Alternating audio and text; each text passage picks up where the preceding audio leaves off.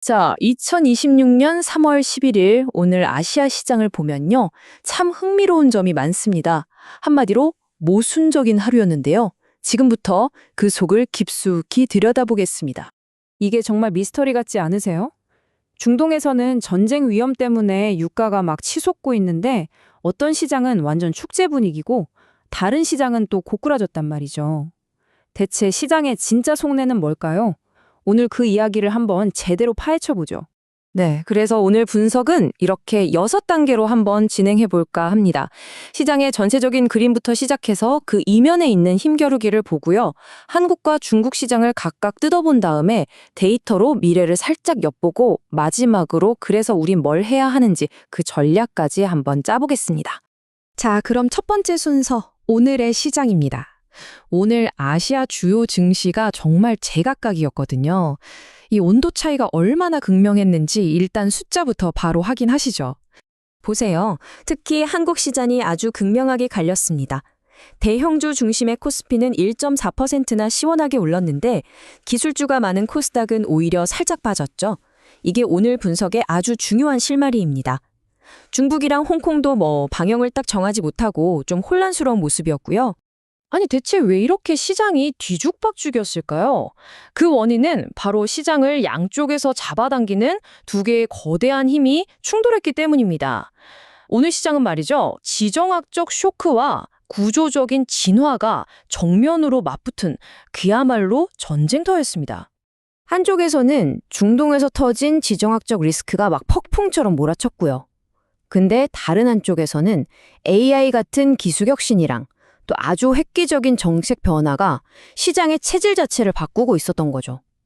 이 두 힘이 팽팽하게 맞선 겁니다. 자, 그럼 이 엄청난 힘겨루기가 가장 드라마틱하게 펼쳐진 곳, 바로 한국 시장으로 한번 가보겠습니다. 이 정책의 힘이라는 게 대체 어떻게 시장을 이렇게 반으로 쫙 갈라놓았는지 지금부터 구체적으로 파헤쳐 보겠습니다. 이 표를 보시면 그림이 아주 명확해집니다. 이게 바로 전형적인 안전자산 선호 현상이죠. 시장이 불안하니까 투자자들이 위험한 건 일단 피하자 하고는 더 크고 안정적인 코스피 대형주로 돈을 다 옮긴 겁니다. 그러니 상대적으로 변동성이 크다고 생각되는 코스닥 중소형주에서는 자금이 썰물처럼 빠져나갈 수밖에 없었던 거죠. 근데 왜 하필 코스피 대형주였을까요? 그냥 크고 안정적이라서? 아닙니다. 바로 이 기업 밸류업 정책이 결정적이었습니다. 이게 그냥 세금 좀 깎아주는 그런 수준의 정책이 아니에요. 기업이 가진 자사주를 아예 소각하도록 의무화해서 고질적인 코리아 디스카운트를 뿌리 뽑겠다는 거거든요. 이건 그야말로 기관 투자자들한테는 게임의 룰 자체가 바뀐 엄청난 사건이었던 겁니다. 실제로 제도경제학 관점에서 분석을 해보면요. 이건 그냥 일시적인 경기부양책이 아니라는 겁니다. 시장의 내부 구조, 그 체질 자체를 바꿔서 장기적으로 글로벌 자본을 끌어들일 수 있는 그런 근본적인 개혁이라고 보는 거죠. 자, 한국이 이렇게 정책이라는 강력한 엔진으로 움직였다면 같은 시각 중국과 홍콩에서는 좀 다른 스토리가 쓰이고 있었습니다. 거기에 키워드는 바로 기술 그리고 실용주의였습니다. 중국 시장이 반등한 핵심 동력은 좀 의외의 곳에서 나왔습니다. 바로 트럼프 행정부의 정책 변화였는데요. 이전까지는 중국에 대한 하이엔드 AI 칩 수출을 거의 다 막아버리는 분위기였다면 이걸 건별로 심사해서 결정하겠다. 이렇게 한 발 물러선 겁니다. 이게 중국 기술 기업들한테는 그야말로 가뭄의 단비처럼 숨통을 틔워준 거죠. 그 결과가 정말 놀랍지 않습니까? 2026년 초에 중국의 반도체 수출이 무려 73%나 급증했습니다. 그러니까 전반적인 미중 갈등이라는 큰 긴장감 속에서도 시장은 이렇게 실리적인 틈을 비집고 돌파구를 찾아낸다는 겁니다. 자, 지금까지 오늘 시장이 왜 이렇게 움직였는지를 한번 살펴봤습니다. 그럼 이제부터는 데이터를 가지고 그래서 앞으로 어떻게 될 건데? 이 질문에 대한 답을 한번 찾아보죠. 과연 정량적인 지표들은 우리에게 어떤 힌트를 주고 있을까요? 기술적 지표를 보면 이 흐름이 더 뚜렷하게 보입니다. TRIX나 맥디 같은 이 모멘텀 지표들은 코스피의 상승 에너지가 아주 강하다는 걸 보여주고요. 또 CMF라는 지표는 똑똑한 돈, 그러니까 큰 손들 자금이 어디로 흘러가는지를 보여주는데 보시다시피 코스피 쪽으로 명확하게 쏠리고 있죠. 모든 데이터가 한 방향, 바로 코스피 대형주를 가리키고 있는 겁니다. 좋습니다. 그럼 이 데이터들을 저희 퀀트 모델에 넣고 한번 시뮬레이션을 돌려봤습니다. 이른바 마르코프 체인 몬테카를로 방식인데요. 이걸 통해서 3월 말 시장이 어떤 모습일지 가장 확률 높은 시나리오를 한번 같이 보시죠.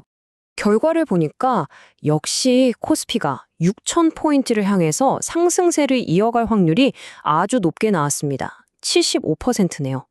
반면에 코스닥은 조금 고전할 가능성이 있다고 나오고요. 홍콩 항생지수도 4% 넘는 상승을 기대해 볼 수 있겠습니다. 자, 그럼 이 모든 분석을 종합해 볼 때 우리는 이 양극화된 시장에서 어떻게 살아남아야 할까요?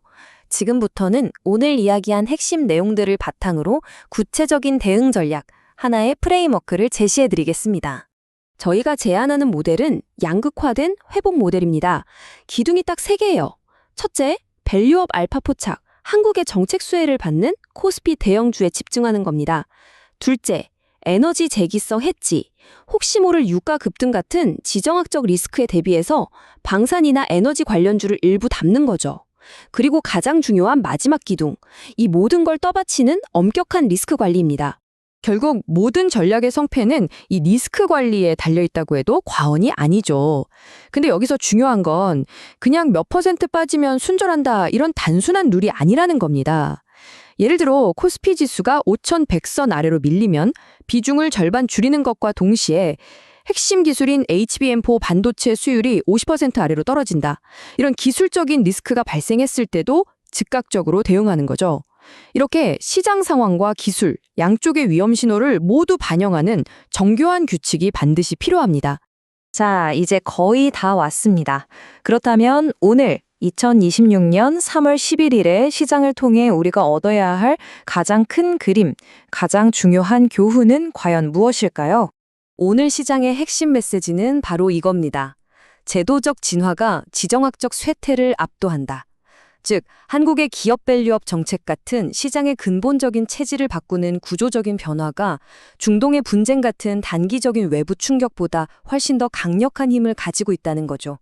어쩌면 한국 시장의 재평가는 정말 100년에 한 번 올까 말까한 기회일지도 모릅니다. 자, 그래서 마지막으로 여러분께 이 질문을 던지면서 오늘 분석을 마무리할까 합니다. 지금 여러분의 눈에는 무엇이 보이나요? 시장을 흔드는 단기적인 소음인가요? 아니면 시대의 흐름을 바꾸는 장기적인 신호인가요? 이 복잡한 시장에서 진짜 기회는 아마도 이 둘을 구분해내는 지혜에서부터 시작될 겁니다. 오늘 분석은 여기까지입니다. 감사합니다.